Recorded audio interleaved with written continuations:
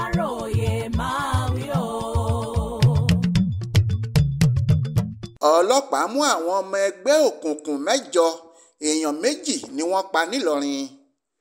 Iléeṣẹ́ ọlọ́pàá ìpínlẹ̀ Kwara ti fọwọ́ òfin mú àwọn afurasí ọmọ ẹgbẹ́ òkùnkùn 3 kan: Ridwan Alabi, ẹni tí ìnagijẹ rẹ̀ ń jẹ́ Bóṣì, Táyé Sulaiman, tí ìnagijẹ tiẹ̀ ń jẹ́ Sly, àti Adébáyọ̀ Abibullah, tí ìnagijẹ rẹ̀ ń jẹ́ Bibsun. Àwọn mẹ́tẹ̀ẹ̀ta ọ̀hún ni wọ́n fẹ̀sùn kàn pé wọ́n pa àwọn ọ̀dọ́ 2 kan níbi patí alẹ́ kan tó wáyé lágbègbè Táǹkẹ̀ nílùú Ìlọrin, ìpínlẹ̀ Kwara níbẹ̀.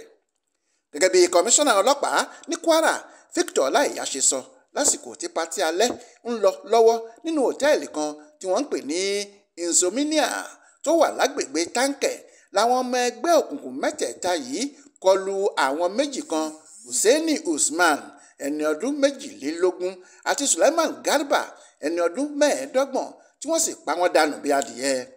Ìwádìí fi hàn pé ọmọ ẹgbẹ́ òkùnkùn ẹyẹ ni àwọn afurasí mẹ́tẹ̀ẹ̀ta yìí, tọ́wọ́ sì tẹ̀ wọ́n lágbègbè Tipa Garage lẹ́yìn ọ̀pọ̀lọpọ̀ ìfimúfínlẹ̀.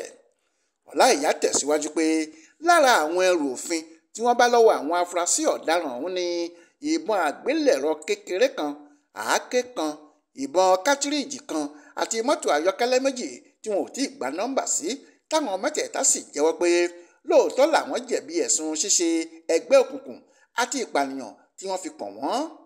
Ọláìyá ní 3 nínú wọn ló sá lọ táwọn ń wá báyìí nítorí pé ikọ̀ ẹlẹ́ni 6 ni wọ́n. Kọmíṣánná tún fi kún ọ̀rọ̀ rẹ̀ pé àwọn ti tún rí àwọn ẹgbẹ́ òkùnkùn 5 míì tí wọ́n ń yọ àwọn olùgbé Agbooba nílùú Ìlọrin lẹ́nu. Orúkọ àwọn 5 ọ̀hún ni Bello Ibrahim, Abdulwahab Jamiu, Abdulrasaq Ridwan, Sodiq Sulaiman àti Salman Muftau, tí gbogbo wọn sì ti wà lẹ́ka ọ̀tẹlẹ̀múyẹ́ níbi tí wọ́n ti ń ṣe ìwádìí lórí ọ̀rọ̀ gbogbo wọn. Ọláìyá ní láìpẹ́ làwọn yóò fojú àwọn afurasí 8 náà balẹ̀ ẹjọ́ tí wọn yóò sì lọ́ọ́ máa kà gbogbo ohun tí wọ́n ṣe. Ibrahim Alágúnmu ló ṣàkójọpọ̀ ìròyìn ọ̀hún fún Aláròyé Online Television.